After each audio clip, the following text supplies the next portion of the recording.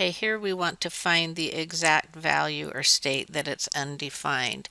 Anytime we have an inverse trig function and then it's inside of the same trig function, they will undo each other. They will basically cancel out, and our answer is negative 5/6.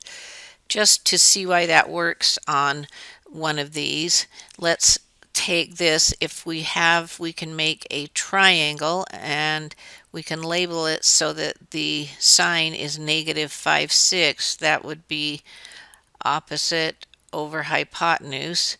So that would leave this side to be the square root of 11 if you did the Pythagorean theorem. And so our angle, our reference angle in here, theta, this essentially is theta, and then we would take the sine of theta, which means use this triangle to find the sine, and sine is opposite over hypotenuse, so we would get this back again.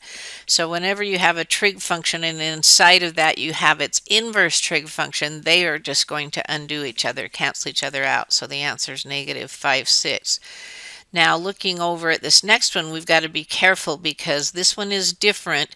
It's got the trig function on the inside and the inverse trig function on the outside. And remember, our inverse trig function has a restricted range. And so these will cancel each other out as long as this angle is in our restricted range. Well, when we think of sine, our restricted range is the right half of the unit circle from negative pi halves to pi halves. Since pi third is in that restricted range, these do undo each other, and the answer is pi thirds. Now that's not always going to be true that they will just cancel if our angle was not in the restricted range, and we'll see that in a minute. All right, so looking at our next one, our cosine of cos inverse, because we are taking the cosine of an inverse trig function here, they are going to cancel each other out, and our answer is negative 0.52. Now looking at cos inverse of cos, now this is one where we have to be careful because the inverse cosine has a restricted range. For cosine, it's the upper half of the circle from 0 to pi.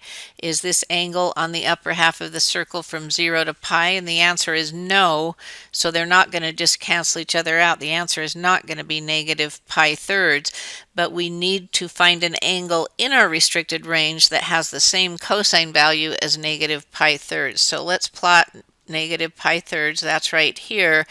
Cosine value is the x value, so we know within our restricted range these two have the same x value. And so my answer to this one will be pi thirds because it has the same cosine value as negative pi thirds, but it's in our restricted range from 0 to pi.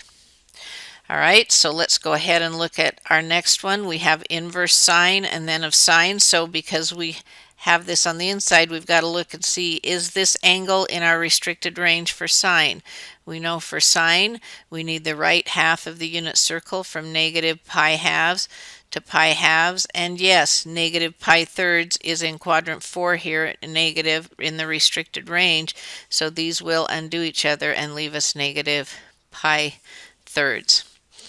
Okay, looking at our last one, again, it's a sine inverse of the sine. So is 3 pi fourths in our restricted range for sine? And the answer is no, because here's negative pi halves to pi halves, and 3 pi fourths is over here. It's outside of that. But where do we have within our restricted range an angle that has the same sine value? Well, that would be right here because the sine is the y value. They would be the same there, so we could see that one would be at pi fourths.